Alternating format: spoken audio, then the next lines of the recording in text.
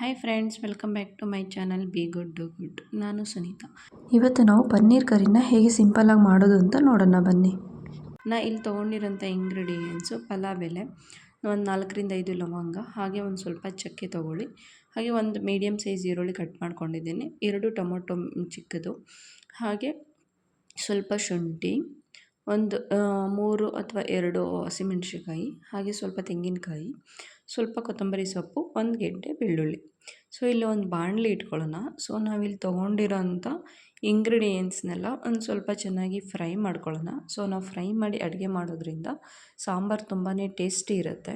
So ನಾನಿಲ್ಲಿ ಲವಂಗ, ಹಾಗೆ ಚಕ್ಕೆ, ಹಾಗೆ ಪಲಾವ್ ಎಲೆ ಎಲ್ಲ ಹಾಕ್ಕೊಂಡು ಫ್ರೈ ಮಾಡ್ಕೊತಿದ್ದೀನಿ. ಸೊ ಇದಕ್ಕೆ ತೊಗೊಂಡಿರೋಂಥ ಹಸಿಮೆಣ್ಸಿನ್ಕಾಯಿ, ಹಾಗೆ ಬೆಳ್ಳುಳ್ಳಿ, ಶುಂಠಿ, ಇದು ಮೂರನ್ನು ಹಾಕ್ಕೊಂಡು ಒಂದು ಸ್ವಲ್ಪ 1-2 ನಿಮಿಷ ಅದನ್ನು ಚೆನ್ನಾಗಿ ಫ್ರೈ ಮಾಡಿಕೊಂಡು, ಹಾಗೆ ನೆಕ್ಸ್ಟು ನಾವು ಈರುಳ್ಳಿನ ಹಾಕ್ಕೊಳ್ಳೋಣ.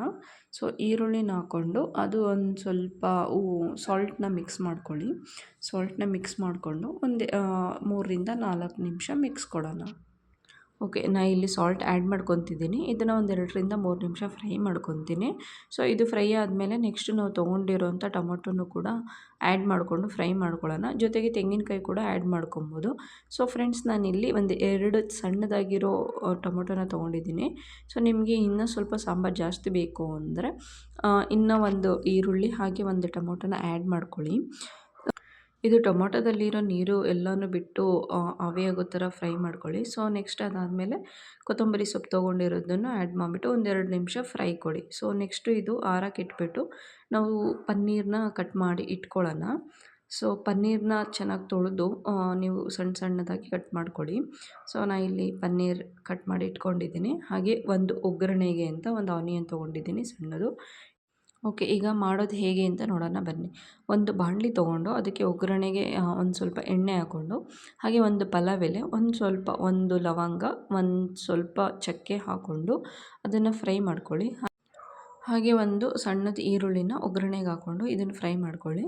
ಸೊ ಇದು ಒಂದು ಸ್ವಲ್ಪ ಫ್ರೈ ಆದಮೇಲೆ ನಾವಿಲ್ಲಿ ಅಚ್ಚ ಖಾರದ ಪುಡಿ, ಹಾಗೆ 1 ಸ್ಪೂನ್ ಧನಿಯಾ ಪುಡಿ, 1 ಸ್ಪೂನ್ ಗರಂ ಮಸಾಲ, ಇದನ್ನು 3 ಹಾಕ್ಕೊಂಡು 2-3 ನಿಮಿಷ ಅದನ್ನು ಲೋ ಫ್ಲೇಮಲ್ಲೇ ಚೆನ್ನಾಗಿ ಬೇಯಿಸ್ಕೊಳ್ಳಿ. ಇಲ್ಲ ಅಂದರೆ ಅದು ಸೀದೋಗೋ ಚಾನ್ಸಸ್ ಆಗಿ ಕಪ್ಪಗಾಗ್ಬಿಡುತ್ತೆ. ಸೊ ಅದು ಚೆನ್ನಾಗಿ ಫ್ರೈ ಆದಮೇಲೆ ನಾವು ಇಲ್ಲಿ ರುಬ್ಬಿಟ್ಕೊಂಡಿರೋಂಥ ಮಸಾಲೆನ ಆ್ಯಡ್ ಮಾಡ್ಕೊಳ್ಳೋಣ. ಹಾಗೆ ಇದನ್ನು ಒಂದು 3-4 ನಿಮಿಷ ಲೋ ಫ್ಲೇಮ್ನಲ್ಲೇ ಚೆನ್ನಾಗಿ ಕುದಿ ಬರೋ ತನಕ ಬೇಯಿಸ್ಕೊಳ್ಳಿ. ಸೊ ನೆಕ್ಸ್ಟ್ ನಮಗೆ ಇಲ್ಲಿ ನಾವು ತೊಗೊಂಡಿರೋ ಅಂಥ ಪನ್ನೀರನ್ನ ಆ್ಯಡ್ ಮಾಡಿಕೊಂಡು ಒಂದು 10 ನಿಮಿಷ ಚೆನ್ನಾಗಿ ಬೇಯಲಿ ಇದು. ಸೊ ಇದು ಬೆಂದಾದಮೇಲೆ ಪನ್ನೀರು ಖಾರ ಮತ್ತು ಉಪ್ಪೆಲ್ಲ ಚೆನ್ನಾಗಿ ಹಿಡ್ಕೊಂಡಿರುತ್ತೆ. ಸೊ ಆವಾಗ ನಮಗೆ ರುಚಿಯಾದ ಪನ್ನೀರ್ ಕರಿ ರೆಡಿ ಆಗುತ್ತೆ. ಹಾಗೆ ಫ್ರೆಂಡ್ಸ್, ಇಲ್ಲಿ ನೀವು ಕನ್ಸಿಸ್ಟೆನ್ಸಿನ ಚಪಾತಿ ಅಥವಾ ಪೂರಿ, ದೋಸೆ ಈ ಥರ ಮಾಡ್ತಿದ್ರೆ ಗಟ್ಟಿ ಇರಲಿ. ಇಲ್ಲ ಅಂದರೆ ಮುದ್ದೆ ಅಥವಾ ರೈಸ್ ಆದರೆ ಸ್ವಲ್ಪ ತೆಳ್ಳಗೆ ಮಾಡ್ಕೊಳ್ಳಿ. ನಾನಿಲ್ಲಿ ಮುದ್ದೆಗೆ ಮಾಡ್ತಿರೋದ್ರಿಂದ ಸ್ವಲ್ಪ ತೆಳ್ಳಗೆ ಮಾಡ್ಕೊಂಡಿದ್ದೆ. ಸೊ ಅದು ಬೆಂದಾದಮೇಲೆ ಸ್ವಲ್ಪ ಗಟ್ಟಿ ಕನ್ಸಿಸ್ಟೆನ್ಸಿಗೆ ಬರುತ್ತೆ. ಸೊ ನಮಗೆ ಇಲ್ಲಿ ಪನ್ನೀರ್ ಕರಿ ರೆಡಿ ಆಯಿತು. Thank you friends for watching. Please do subscribe my channel.